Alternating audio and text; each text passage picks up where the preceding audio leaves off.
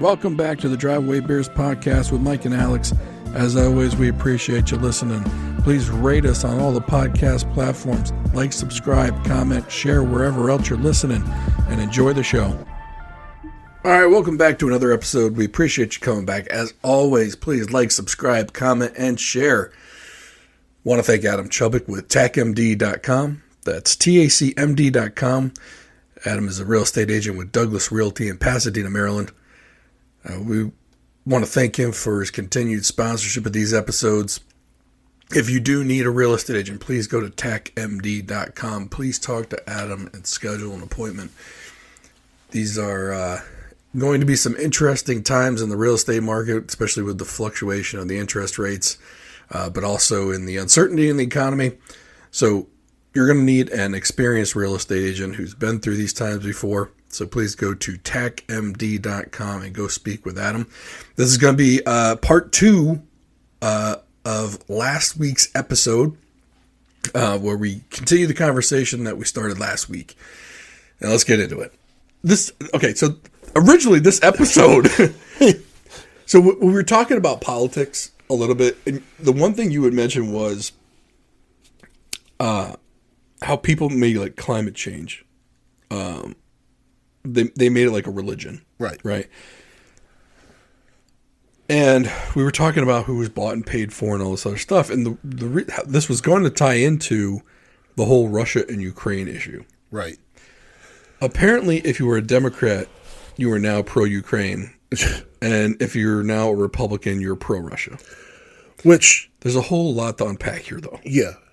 And one of the problems with discourse in this country is that everything becomes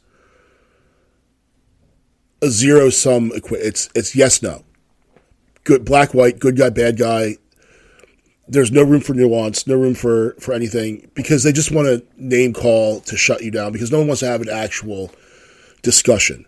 I have friends who I've had who are super, super, like, anti-Russia, pro-Ukraine, and then when you sit down and actually talk to them and you have a discussion, you kind of see where they're coming from with it, and then they see where I come from with it. I'm not pro-Russia. I'm not pro-Ukraine. I'm anti-war. So, and when I watch these videos, because if you go on YouTube or some of these other places and watch the drone footage for what they're doing, like they'll have some kid there who's texting his mom goodbye while the drone's getting ready to drop a grenade on him. Mm-hmm. And then there are these assholes laughing about it. Right. Fuck you, Russian. Shouldn't have invaded then. Fuck you. Like, that kid was just scooped up and sent over there. You know, it's such a cruel, mean-spirited, and all the people that are doing that, chances are, said, hey, it's time to go to war. Oh, no, I'm not going. Right. You know, like, and the assholes that are creating these wars, they're not fighting in them. Their kids aren't fighting in them. It's poor kids from the South and poor kids from poor Puerto Rican, black, white kids from, you know, the nether regions, the undesirable places that go get their guts blown out in these wars. I mean, look, our guy Krishan has been on this show. Joined the military to get out of poverty. Mm-hmm. He said that. Yeah. You know, and so, yeah, it's not, everyone's like, well, you know, John McCain was in the military. He wasn't a poor kid, and Joe Biden's kid. Okay. Yes, there are some. But they're also probably officers, and they're probably not on the front lines. Yeah, and the reason, I mean, John McCain was a fighter pilot, but so that's that's like the little sliver. Yeah, but generally, the senator's son is not the E4 machine gunner, right? And so, I have a very nuanced take on this whole thing. So. Going back, and this goes back to World War II, and this is going to be where your knowledge comes in. Russia felt like it got fucked over in the division of Germany. Russia did. Russia lost. So American casualties in World War II, I think, was 600,000. That's what and they were almost all combatants. Yeah. We had a few civilian deaths at Pearl Harbor. Maybe a few on merchant ships, but almost all of them were combat service-connected casualties. So the Russians lost like 40 million people. Yeah. We like to thump our chest and say how we won World War II. the Red Army won World War II, and anyone who is going to argue, so no, it's American industrial. There are far more. The Russian industry, they just moved it east, and I mean they were rolling T-34s off the assembly line, crewed up and going right into combat. Yeah. So that's the total war that was. And the Russians were fighting the Germans essentially since 1940. They were fighting them a full before we even the first land invasions in Europe. There was the Italian and then the African campaign. But really, it was the full opening of the Western Front, the invasion of France in June of 1944. The war ended in April, but essentially it's because the Russians were kicking the shit out of them on the east the entire time. So if you look at the distance they pushed them back. So yeah, the Russians, and I think they do have right to hold a little bit of a grudge. And so after World War II, Germany gets divided up into 4 sectors, with France getting a sector. Yeah. And this is where Russia kind of felt slighted. So you had Britain, you had the United States, and you had the Soviet Union, and you had France. The Soviet Union didn't believe France should have gotten a controlling portion of Germany because they were basically non-existent at that point. Mm-hmm. They had been overrun. Yeah. And promises were made on behalf of the Allies toward the Soviet Union, which were then broken to an extent.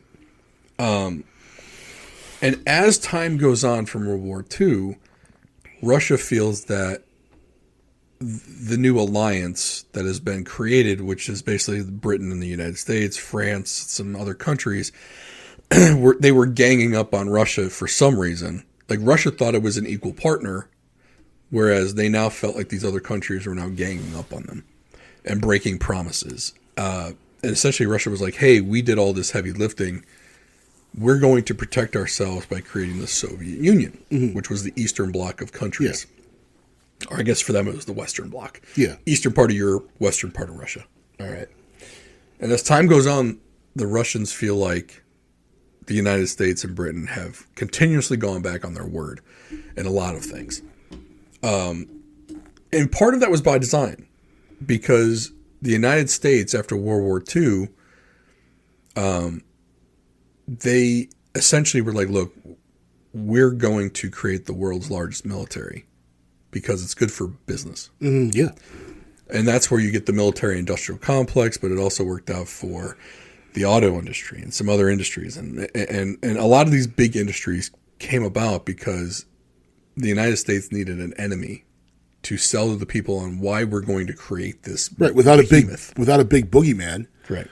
Why are we spending 25% of our GDP on defense spending when we don't have when there's no enemy to fight? Right. And with Japan out, Germany's out, mm-hmm.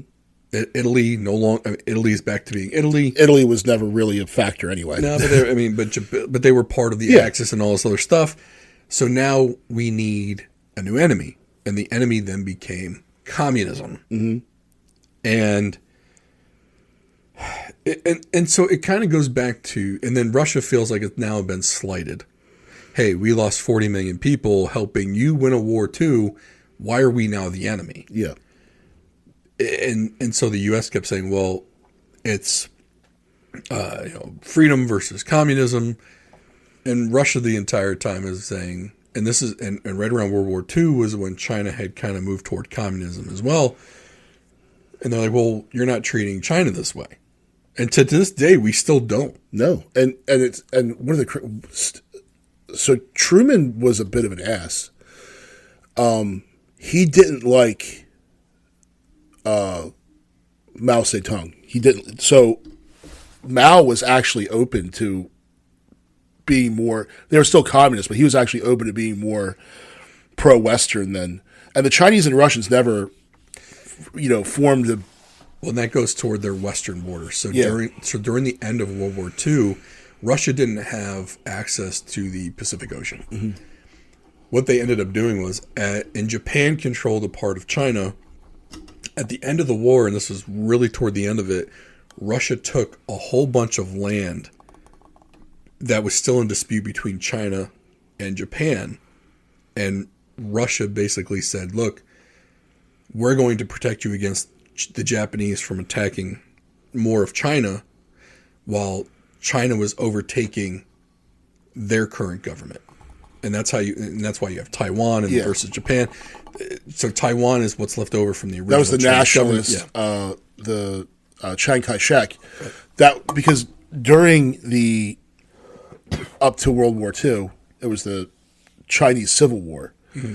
So when Japan attacked China, they were already weak because they've been fighting each other. Right. So then Chiang Kai-shek, and the big one was Chiang Kai-shek and Mao Zedong, and eventually the nationalists lost, and they retreated to Taiwan. Mm-hmm. And that's the whole one China thing. They want to reunite the two countries. So Japan was actually kind of real easy for them to move in there because they're already fighting each other. Right. And then on the Russian side, like, Stalin wasn't exactly a good dude. No. Like, Stalin killed more of his own people than Hitler did. Right. And I'm not saying that, that's why we should like Hitler more. Like, no, that's not the point. What I'm saying is Stalin wasn't exactly a good dude. Now, there's some Soviet premiers after Stalin that were actually good statesmen. Was it Brezhnev that was in charge during the Cuban Missile Crisis? You had like the two right... Was that Khrushchev? Or? It was one of them. One of them, yeah. But you had the two right guys in charge of both countries when that happened. Because you had Kennedy, and who realized, hey, the two of them were like, we can't have a nuclear exchange over this. And they settled it. Right. I think if that happened today, we're all vaporized. Because I think the current people in charge are all, maybe not the exact guys now, but kind of the overarching people that want all these wars are too stupid to realize that you're going to kill everyone doing this. Yeah. So going back to the reason why China and Russia are not good friends. So as China was basically trying to preserve itself at this point, Russia kind of took over that western part so that they had access to the Pacific Ocean. Mm-hmm. And they still have it to this day. Yeah. And they've got naval bases there. They're not giving that up. Yeah. Because they need access to the Pacific Ocean. And so that's why they'll never... Right now, it's the enemy of my enemy is my friend at this point in time. Mm-hmm. They're never going to be tight over because of that land dispute. Right. So where's this? So how does this deal with Ukraine, right? Okay, so as the Soviet Union breaks up and these countries become independent, there is an unwritten truce, essentially, between what is now Russia and the United States. And technically, any deal with the United States is a deal with NATO. And the idea was that NATO would not incorporate those border states into NATO, so that there would always be buffer states between NATO and Russia. Mm-hmm. The borders would be, it'd basically be like the neutral zone. Yeah. Well, essentially what happened, and I believe this was like 2004, it was what Russia called what we call the Maidan Revolution in Ukraine. Essentially, there was an election, and a more Russia-friendly president was elected. And there was some upheaval in the country, and the United States interfered covertly into the revolution. And I believe that leader was then gone. Yeah. And a new one, who was more pro-Western, was then installed. Well, then a few years later, there was another revolution in Ukraine called the Color Revolution. And the United States has a whole playbook for color revolutions. And the United States was involved in that.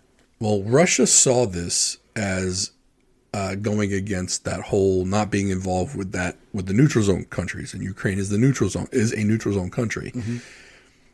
So originally with the Maidan Revolution, when that happened, that was when Russia went and took Crimea. That was their saying, hey, and the reason why they did that was because they felt NATO was going to encroach in Ukraine. And Russia has a naval base in the Mediterranean, in Crimea. And they didn't want, if the United States was going to eventually incorporate Ukraine into NATO, they didn't want to lose that base. So they annexed Crimea to save their naval base. And it was a major naval base, and it gave them access to the Mediterranean. So that was the first incursion, and that was the response. Then you had the color revolution. And again, Russia's thinking, well, they're going to incorporate Ukraine into NATO. We need to take strategic land to make sure that we're safe. And so that's when they took the other eastern regions of Ukraine. That's where they are. And that's where we are now. Yeah. This was in response to that. Yes, it was years later, but it is in response to the whole NATO conversation of Ukraine joining NATO and Europe and being more European friendly. It doesn't help that the then vice president of the United States said, well, Ukraine's going to join NATO. Yeah. Well, and again, and so there were other covert things still going on. And this is where, and everyone has probably heard of the name Burisma. Mm-hmm. Burisma is an energy company in Ukraine, I believe. And I believe Hunter Biden was on the board of Burisma. And there were some shenanigans that were going on there. And essentially, Joe Biden, as the vice president, had a prosecutor removed because he was going to prosecute what was going on at Burisma. Yeah. And so Russia is watching all of this happen. And then, of course, Joe Biden becomes president after Trump. And that's when they decided to then invade because they thought Biden was going to try and incorporate NATO, Ukraine into NATO, and basically solidified as a European ally rather than it being neutral. Mm-hmm. And that's the thing that people get, the way it's played out is, this is just the big bad Russians invading another country to reform the old Soviet Union. Who's next? Estonia and Poland, and Belarus or whatever the name is. So that they're already allied with the Russians anyway. Yep. But they, the comparison is if during the 60s, now we went through it with the Cuban Missile Crisis. Now Cuba was a communist country anyway. Yep. But during the 60s, had the Russians decided to make Mexico a member of the Warsaw Pact. Mm-hmm. So if the Mexicans had become Warsaw, we would have invaded. There'd be an American flag flying over Mexico City to this day, right? And that's what would have happened. So, and NATO itself is it's a defensive organization. It's an anti-Russian. That it was formed to fight the Soviet Union and the communists. That's why it was formed, right? Because they had a fear of Russian tanks coming across the plains of Europe and attacking everyone. I get it. So, but now it doesn't really have a need to exist, except to to keep selling weapons and systems and all kinds of shit. Can't sell weapons without a boogeyman, right? And the big mistake to me was in the 90s when the Soviet Union disintegrated. They should have gone in and welcomed Russia into the fold. Yes, and said, "Oh, hey, now you're you're truly the West. Yeah. You're like, let's pump money into it. Let's build this economy. They have vast resources there, huge population, but no, we need our boogeyman. Look at Japan today.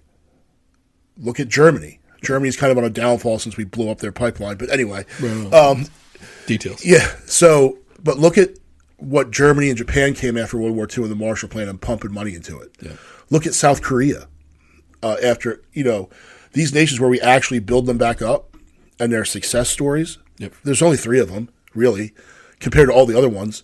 I even look at why does Haiti look the way it looks? They're our neighbors, but no, it's a same with Cuba, dude. Yeah, like those two countries alone could have been, and I know there's going to be backlash from this one, but they could have been huge tourist destinations for the U.S. Oh, so you just want them to serve white people? Yeah. No, mother. I want. It's a path to prosperity. Look at a place like Jamaica. Yeah, Jamaica. It essentially touts itself as a tourist destination. Look at Dominican Republic. Mm-hmm. The Dominican Republic and Haiti share the same island. Yep. And if you go on Google Earth and look at the difference between Santo Domingo and Port-au-Prince, it's night and day. Santo Domingo looks like a modern Western city, and Port-au-Prince looks like it's somewhere in sub-Saharan Africa. Like, it's a complete tin roofs and, junk and kids looking through garbage piles for food, like, completely different. Yep. We have the largest economic engine in the world, and we couldn't help those people out like we did for the Japanese. We dropped a nuclear bomb on Japan and then went over and rebuilt it. Right. We firebombed Dresden, went over and rebuilt it. The same thing should have happened with the Russians. But again, you don't have your boogeyman. So another thing I find interesting is when you look at the sides, how this has fallen, a lot of my friends on Facebook, and I've been on Facebook now for, I don't even know, maybe 20 years. I forget when my anniversary is, but a lot of my friends who were the end this war now, blah, blah, blah, all the Iraq stuff, now have Ukrainian flags in their profile. Yep. It's done this complete flop where you guys were the peaceniks before. Now you're, and they were the same people that were wearing masks. And, one of my favorite was the I support the current thing meme, which was the NPC guy with the mask and the vaccine and the Ukrainian flag and all that different shit. Like, that's what they are. They just support the current thing. Well, and so, and that's my point of this. It's like, now it's like, if you say anything Russia, like pro-Russia, you're the word. How you're supporting a dictator? You're a puppet of Putin, right? It's like, wait a minute, hold up. Like it was like the whole Zelensky thing in the White House, and it's like, how dare he talk to someone? How dare he talk to him like that? Look, he's trying to stop his own people from getting killed. Yeah. He's literally trying to help this dude end a war that he can't end on his own. No, and it doesn't matter how much money we pour into Ukraine. Right. We're never going to put boots on the ground there. And the only thing that would stop it is American boots on the ground.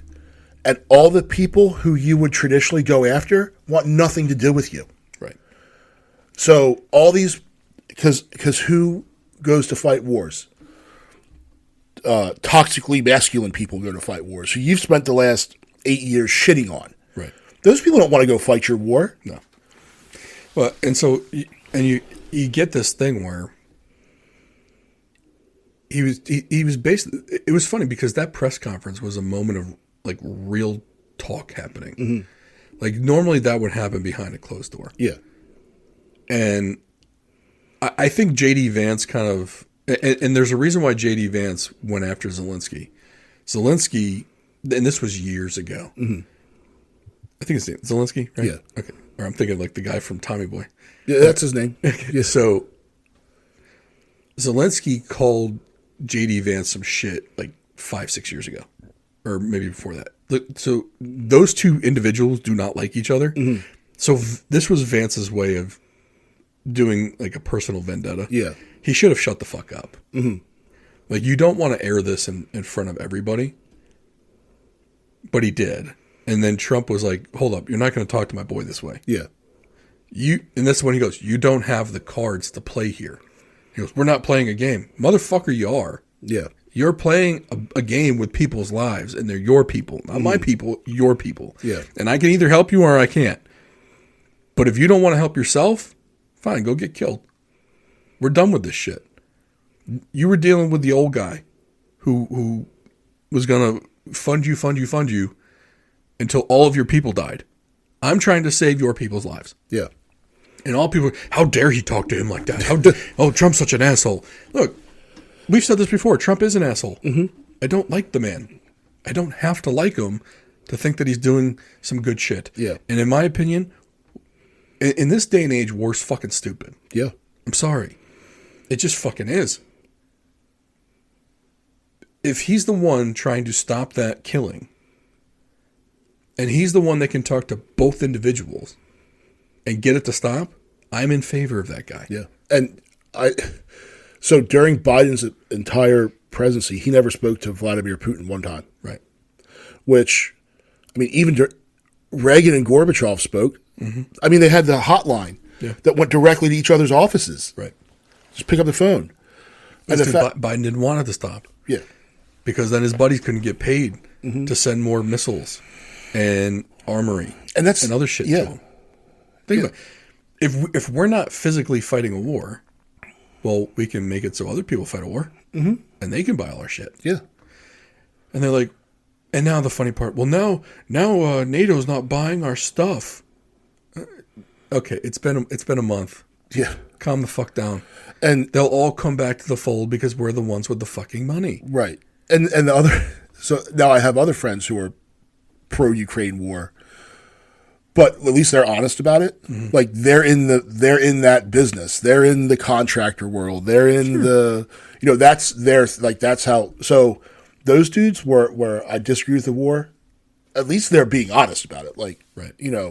I was talking to a dad at baseball who's like, that's the business that is, he's a retired guy and that's the business that the company he works for is in. And like, so I get it. I don't know. But at least he's honest about it. Yeah. I need to sell some, I need my missile sales up. Yeah. Okay. Got you, buddy. Yeah. But at least I know he's biased. Yeah. He knows he's biased. Yeah.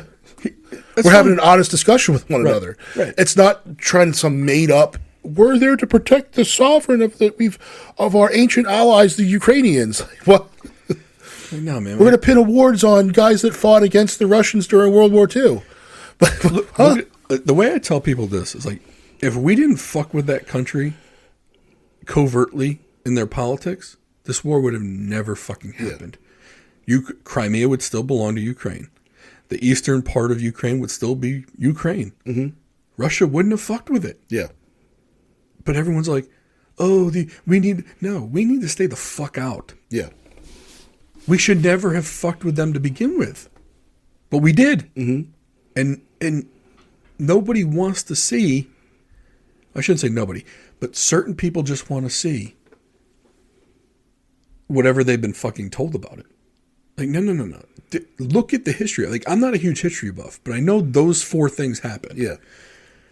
Enough to know, hey, if you fuck with someone enough, they're going to fight back eventually. True. Especially if they have the ability to. Yeah. And I think what happened was they started this war, and then we'll put sanctions on Russia. Well, we're going to put sanctions, and that'll bring them to their knees like it did in the past. So they kicked them, and this goes to the banking issue. They kicked them out of the SWIFT network. Mm-hmm. So no more Visa, no more MasterCard. Yeah. Okay. Russia knew this was going to happen, and they had already created their own payment network. So I've been watching a YouTube guy, and it's called Real Reporter, and he's a American-speaking or English-speaking Russian in Russia. Used to be a reporter for RT, which is pro-Russian propaganda bullshit. Yeah. He's his own YouTube channel. He could be Russian propaganda. I don't know. But the stuff he shows... So he was basically showing how foreigners come into the country and have to exchange their money. There's no propaganda there. He's showing how difficult it is to do it. Like, so essentially, when you go into Russia, you can't take euros in. You have to exchange dollars, but they have to be older dollars. It's a weird whole system they have there. But then what happens is then you go and open a Russian bank account, and you then get basically a debit card that works off the Russian system. Like my debit card here won't work over there. There's no ATM. Like they have an ATM, but it's only for this. Like it's a completely separate system. Right. And they're bringing in other countries to now use it, like the Indians and the Chinese. And essentially anyone who's been a moderate enemy of the United States, Russia's going to them and saying, look at what they did to us. They put these sanctions on us. And we fought against it. So we can still move money. We can still use these other currencies. And in my opinion, that's done more to harm the United States than the war. Mm-hmm. Because if you're taking them out of the... Your attempt was to take them out of the global economy so they couldn't fund more tanks, more weapons, more... You were trying to shut down their military industrial complex. And all you did...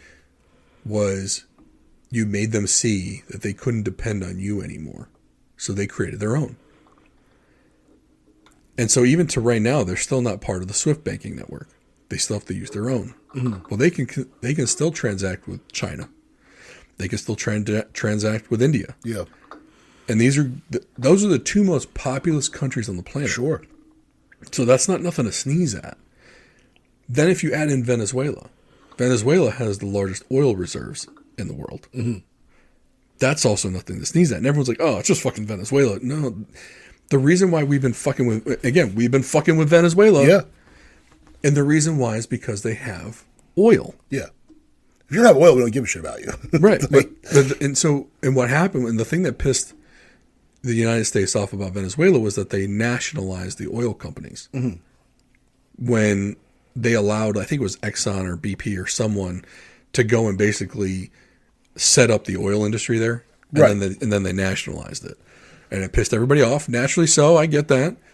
But everyone just sees Ukraine and Russia fighting, and we've backed Ukraine. They don't see all the ancillary shit that has happened. And to me, I think what happened is, by us backing the Ukraine and trying to harm Russia economically like we did in the Cold War, I think it actually strengthened Russia because they found out they can be economically viable without the SWIFT network. Now, what does that show other countries, though? Yeah. That they can be economically viable without the SWIFT network. Now, is it all rainbows and unicorns? No. They have certain items they've had inflation with because they can't get certain items, and he actually shows that. It's an interesting YouTube channel if you take it for what it is. There is some propaganda-ish shit in it. Sure. But there's also, like, he goes and he asks people, like, he goes into, like, a store. Well, do you have a problem getting this? No, it's here. We just get it from other places. Like, the store owners just, they import it other ways. Right. And it does cost a little bit more, but it's not like, he goes, initially there was a huge inflationary spike, and now it's come back down a little bit. And the funny part is, it's like, things that cost a lot more here, they're still cheaper over there. It's just a little bit more expensive for them over there. But how much a dozen eggs costs over there. Right. But then they also said, wages went up. So it was part of natural inflation, was a lot of it. And it's just interesting to see that you would expect to go into Russia and see just squalor and despair everywhere, right? We hurt them economically. We're the big boys in the block. Right. Well, it comes to find out they found a way around it. So, I feel like there's so much more to this, and it's got to do, and we talk about the deep state, and it's not this nefarious deep state thing. It's not that. It's that these people make decisions to empower themselves, to enrich themselves. And I think they fucked up. Yeah. With this one a little bit too much, and their old boogeyman was ready for it. And rather than importing cars from the U.S., guess who they're importing them from? From China. They're getting from China. Yeah. Or they're ramping up their own domestic production of cars. I think people forget Russia's not some backwater. No. Like, it's got a solid industrial base. Just look back to World War II to see it. Yeah. They're restarting their aviation industry. Yeah. They're building their version of the 737. You essentially force them to be self-dependent, and they're doing it, which was the worst thing that you could ask for. Rather than selling them, and it just doesn't. It's almost like counter to maintain the boogeyman. And the worst way the worst things to make for a country for an industrial base is weapons, because the weapons have to be used somewhere, which means there always has to be a constant state of war. Better things to make are like, so if you could make military, like say bombers or airliners, airliners are going to be the better deal because it might be a cheaper cost up front, but they're going to keep buying them. Because if it's all bombers you're making, well, you only buy it once, and it eventually wears out, you buy another one, but then it has to drop bombs and kill somebody to be useful. There always has to be tension for it to be useful. Aeroflot was flying 767s, and then now they're probably not buying. Well, they can't. They can't. So they're gonna. So Ilyushin's gonna start making aircraft again. Well, they found a way around the whole Boeing issue. So they actually reclassified their Boeings. Mm-hmm. So they're not leasing them anymore. Okay. They essentially changed the tail number. Mm-hmm. Oh, we don't have that plane. We have this plane. And you know the funny. Well, people are going to say, okay, well, how do we? If we're not going to build bombs and we're not going to build some of this military stuff, what are we going to do? And I'm like, the funny part is the answer is right in front of them. So right now, Boeing has, for the 737 and some of their other airplanes, they have like a 10-year backlog. Okay, what if you took some of these munitions factories and turned them into airplane factories? Right. And you'd still have a 5-year backlog. Like, you literally can't make planes fast enough for some of the... Like, India's air industry, aviation industry, is booming. Oh, yeah. Like, they're literally buying A380s, like the huge jumbo jets, the A380s, and trying to use them for medium haul stuff rather than long haul. But the landing gear can't take that many starts and stops because it wasn't built for that. It was built for 18-hour flights, 2 landings a day. Yeah. Like a 737, the landing gear is more robust because it needs to be able to land and take off at least like 6, 7, 8 times a day. Yeah, they call them cycles. Yeah. And so what these companies, because the air industry in China and India, 2 of the most populous countries there are, and even Russia air travel is getting cheaper. Like a lot of these companies, they're buying as much of the Boeing and Airbus stuff. You only have 2 manufacturers of this shit, other than like you got Bombardier and you got the C1. So Bombardier makes the CRJ, right, but the smaller jets. Yeah, they're regional jets, and then the Chinese, Comac. Yeah, they're building bigger aircraft now, and they're not just Western knockoffs. So like the Chinese, I forget the name. I think it's like Shenyang. Like their fighters would be like J whatever. Right. They were just essentially knockoffs of the MiG-21, MiG-15. But now they're starting to develop their own stuff. That's not just copycat Western technology. They're developing their own in-house. And I'm sure there still is a lot of copycat stuff going on, but they can manufacture their own certifiable aircraft. Right. Well, and so Comac is essentially building 737, like basically commercial aircraft fighting, not fighters, competition. Yeah. Because their air industry is really ramping up. As people make more money in China, it's kind of like in the transition that the U.S. had with their middle class. As they build their middle class, the middle class then has money to travel and do other things and more leisure things. Mm-hmm. That is happening in China. Yeah. Rather than here where we're just destroying the middle class. Well, and it's also happening in Russia. But it's also happening in India. Like there are these countries that are now coming through economically where people want to travel more. And because they can't get, because there's a 10-year backlog on a 737 that has the landing gear that can take the pounding of landings and takeoffs, they're pushing the envelope on like an A380 to do this, and because they have so many people that they need to move. Oh yeah, they could use an A380 in a single class configuration on a 2-hour flight, right? And they'll fill it. Well, and so Airbus right now is actually trying to figure out a way to make an A380 that can land and take off as much as possible with a beefed up landing gear set to do that. Well, Boeing, for fuck's sake, if it wasn't such a clusterfuck of a company, they could be just raking in profits. Mm-hmm. But you can't have a 10-year backlog. I mean, think about it. A plane has about a 20-year lifespan. Yeah. Which means I have to order my plane right now. I've got to order it 10 years in advance. Who knows what the next iteration of the plane is going to fucking be? Yeah. Like, well, what if I could order the plane 5 years in advance? Like, you can still make your fucking money. Stop. So if Boeing stops making F-18s because the demand dries up because we have some less war going on. Okay, well now you take your F-18 plant, you turn it into a 737 plant. Yeah. You retool the fucking plant. And I know it won't happen overnight, but the money you invest in that, it then makes it so now you're not having to have wars all over the place. People want to travel. Yeah. People like travel. People aren't having rallies against travel. No. You know what I'm saying? People aren't having protests against travel. 5 years ago they were. But Those are crazy people. Right. But at this point, it's like, if the world needs more 737s and less F-18s, it's the same fucking company. Yeah. Just transition. So we don't have to go to war all the fucking time. Right. They seem to transition fairly easily during World War II when, General Motors was making fighters. Right. And Cadillac was making tanks.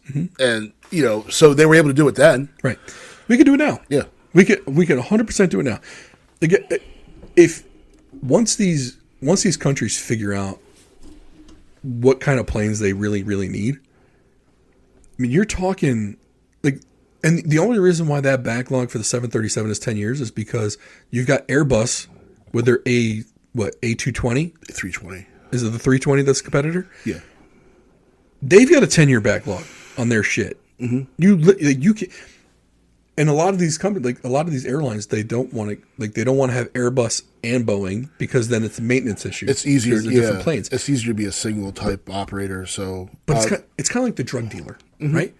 If I got the guy selling, I'm going to use my Wu-Tang, the American Saga, which by the way is a great fucking series for those of you that love Wu-Tang. Wu-Tang is for the children.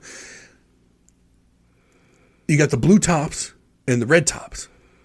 There's enough addicts to sell all the cocaine or all the crack. Well, if you got an 8-day backup because you can't get enough crack from either side, maybe you need to increase the production of the crack. Right. You know what I'm saying? Like, and if you have the capability to increase the production of the crack, but you've got to rein in the production of the heroin, which nobody wants, do that. Yeah, stop making heroin and make crack. Bingo. Yeah. Right, that's what I'm saying. So, because all the stock prices will go down. No, motherfucker, you're just going to transition it. Yeah. And now is the perfect time to do it because air travel is so popular. I mean, you have such a capacity issue right now. Even in the United States, you have a capacity issue. If you fix that problem, you will solve your other problem. But people don't want to change. No. And I'm sure and think about, what about trains? Train manufacturing. But then you get, trains aren't profitable in the United States. Right. Well, if they weren't shit, they would be. We used to have the most vast, extensive rail network in the world. Well, we still have that rail network. The problem is it's all for commercial use. Yeah. So if you laid some more fucking tracks that were for passenger use, you wouldn't be delayed all the time waiting for the commercial use. Yeah. Like, that's the problem right now. The commercial use gets priority, even though it's not supposed to. Yeah, Amtrak. Yeah, the freight trains or the passenger trains on the same rails. And they're trying to fix that with the Northeast Corridor right now. They're trying to lay more tracks. They're trying to straighten the tracks out so you can have the high speed shit go through. I mean, imagine getting from us to New York City in under 2 hours. Yeah. Like right now, it takes about 3 if you take the Acela, but it's because the tracks aren't right. Right. Imagine you're down to 2 to 2.5 hours because you can use fully high speed rail on that shit, or you can get to Boston in 5 hours instead of 8. And there were no delays because the tracks were just passenger. Like if you do it right, people, they're not thinking. Yeah. Or they are, and they're thinking anti. Yep. Not for. Yeah, there was a train. I just watched. There's a guy named Noel Phillips who I follow. He's a big airplane guy and does all these weird trips. And he traveled on the I forget the Japanese name for high speed rail. Shinkansen. Yeah, Shinkansen Hayabusa. Yep. The freaking train, it looks insane. Yeah. And it's traveling. Like a duckbill platypus. Yes. And the thing goes, 250 miles per hour or something like that. Yep. And he's showing the service and it was incredible. And we could have that here, but there's a whole bunch of nefarious deeds that will prevent it. And it's just a shame that's how we're so that someone can make some money. Yeah, and to be honest, I don't think cross-country train travel is where it's going to be at. No, I think it's going to be your regional stuff. It's going to be your commuter rail. If there's some of that, if you keep making people go to work, which is another thing. Well, like for example, the Northeast Corridor. The reason why it's so successful is because a flight to get to the airport an hour or two ahead of time. The flight's maybe 30 minutes from Baltimore to New York City. Oh, yeah, it's short. It's super short. Yeah. I'm not going to spend more time in the airport than I am in the air. Correct. Especially when you take all of that time into consideration, I can be on the train and off the train. Mm-hmm. The trains, and the other problem with it is the train needs to be less expensive. Yeah. It shouldn't cost me more to take the train than it does to take plane. Yeah. Okay? And like the big argument with the New York, or the way the airports are situated in New York. Most people are going to Manhattan. Yeah. They're not going to Long Island, Queens, right? Or Newark. Like they're not doing their business in Newark. They're going to Manhattan. So now you've driven to DCA or BWI, and now you have to fly up there. So you have to get there 2 hours early to get through security. Mm-hmm. Not to mention 30 minutes for us for BWI to park. So now you're 2.5 hours. Now it's a 30-minute flight. So now you're at 3 hours. That takes you an hour and a half to get into the city from Kennedy or LaGuardia or Newark. Well, by this point, you may as well have just driven yourself. Yeah. So the train makes a lot of sense of those. I don't think a train makes sense going from here to Los Angeles. No. The flight is so much shorter in that regard. Yeah. Like, so for example, like from here to Pittsburgh, it's what, 5 hours, 6 hours? 4 or 5 hour ride. Yeah. Okay. So a high-speed train though would get you there in about 3. Mm-hmm. So the timing is better if the cost was less. It gets me there faster than a car. A plane, it's similar when you factor in the wait time, the security checks, and all this other shit. Because the plane is only about, 45 minutes? Yeah. The other thing it would do is for those short haul flights, it kind of frees up some airspace. It does, yeah. Because it's really congested. Mm-hmm. So if you can get those dedicated high-speed rail lines, they would be more likely to turn a profit, yep. Especially if they were consistent, on time. And frankly, it's a really nice way to travel. The seats are nice and wide. The leg room is great. You got the cafe car. Oh, yeah. Maybe you throw in a couple extra luxuries in there or whatever.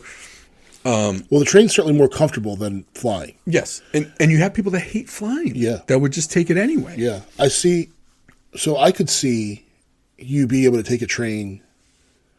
You could probably go all the way to the West Coast if you wanted to. Sure. I mean, you're going to have those. Yeah. But I think, so say you did Baltimore or DC to Pittsburgh. Then if you want to go Pittsburgh to Cleveland to Chicago. Yeah, and then up to Chicago. But most people would probably just fly it. Sure. But if you're in Cleveland, I just take the train. Right. So kind of break it up like that. Or if I'm in Cleveland and I just want to take the train to Chicago. Yeah. Right. You got to hit major cities and get rid of the smaller stops too. Mm-hmm. Or have an express versus a non-express, right? There's a way to make it happen so that it's profitable. But trains have been doing it for, they've been doing it forever. Like, just look at the Long Island Railroad. Yep. There are, during the big commuter hours, there are trains that don't stop at every stop. Right. So, if you're going to a bigger station, like say, where my wife grew up in Huntington, you can take the express train to Huntington, but Cold Spring might be a closer stop for you, but you want to get there quicker, so you just take the Huntington train. Like they've been doing it. It's nothing new. It's like what I do. When I used to go into D.C., I would drive to New Carrollton. Now I can either start my 45-minute subway ride, or I could take the MARC train from New Carrollton with one stop. So from New Carrollton to Union Station, Union Station was the next stop. Yeah. It was 13 minutes. Yeah. So is the difference between, do I want to take this with 8 stops or do I want to go 1 stop? Right. And you have that choice. Mm-hmm. Now it's different modes of transportation, but you get it. I guess the point is like, there is a way to get us off the military industrial complex. And even those same companies could still benefit. Yeah. Now, I don't know what Raytheon would do, or I don't know. I'm sure they could find a way to incorporate themselves into the airline industry. But we can't keep creating an enemy after an enemy after an enemy. And we create a war after a war after a war when we're creating the situation that started the war. Yeah. And then we blame the people that fought back. Mm-hmm.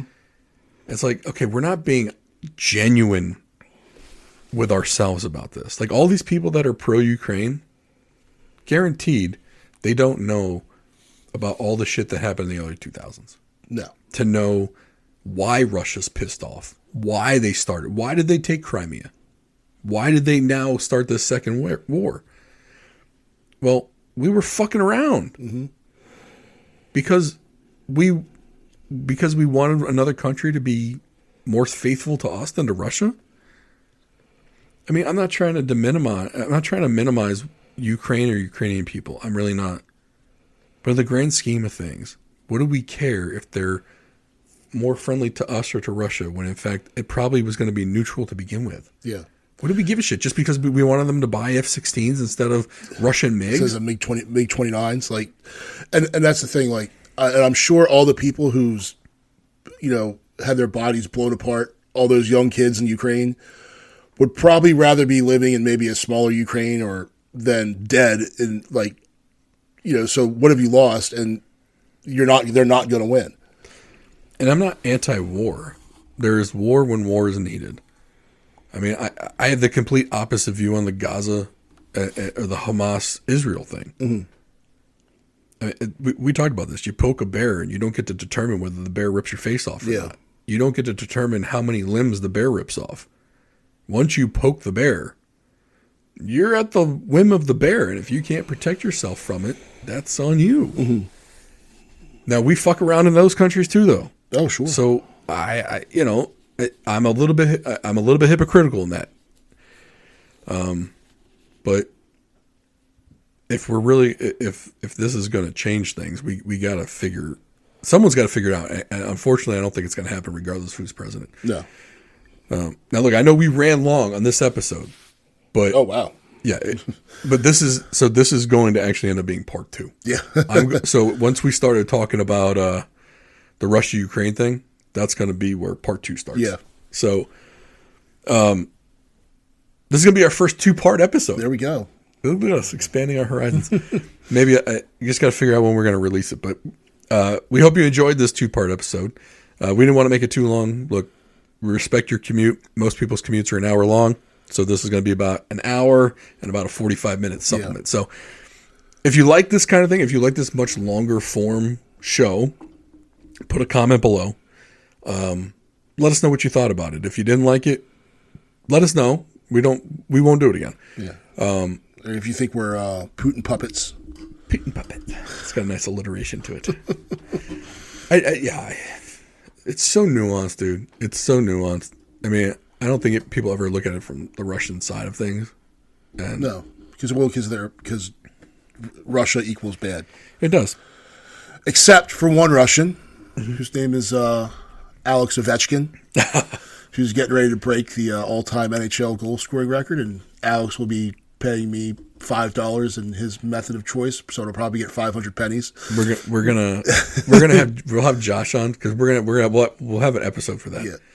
We'll have Josh on for that episode because I owe him $5 too. Yeah. We might have to bring Ty on because Ty is also part of this bet. He is. I think Ty's trying to shade out though. He is. I don't know. I think he thinks I pressured him into it. Yeah. Get ready for some serious spike in the football. Yeah. So. Let us know what you thought about this. Want to thank Adam Chubbuck with Douglas Realty, TACMD.com. That's TACMD.com. Want to thank you all for listening to these shows. And again, if you want us to talk about a topic, shoot me a PM or DM on Twitter, Instagram. You can send us an email, contact@drivewaybeerspodcast.com. Find us on YouTube. If you're on Rumble and you're listening to us on Rumble, please subscribe. We're still a ways away from being monetized on that platform. Want to thank you all for listening. We'll talk to you real soon.